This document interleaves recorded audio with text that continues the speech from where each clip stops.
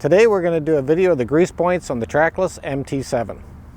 Your daily grease points are right here in the center section. This is on the back of the steering cylinder, one on the front of your steering cylinder. Your articulation pin on top and your articulation pin on the bottom. You have two more daily grease points on this side as well in the bearings on your articulation. One here and one here.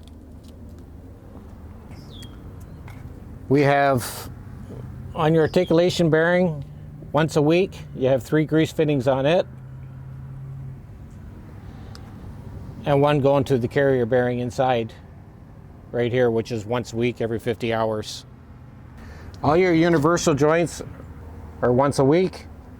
This cross here, the slide yoke, and then the cross on the inside. Down on the bottom drive shaft for your drive, you have them in the cross, here, here, and here. And then on this drive flange as well, there's also a grease fitting. And on this flange, there's one right here.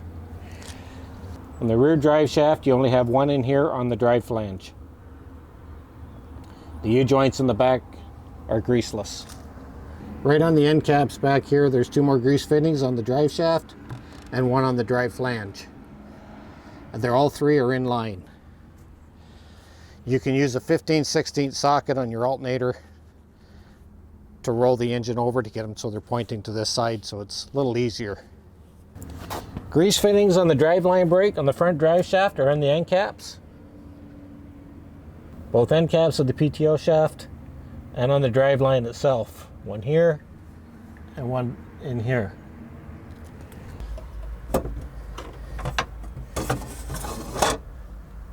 One on the carrier bearing on the inside of the cab for your PTO shaft. We have 2 more here, which are just 2 shots every 100 hours.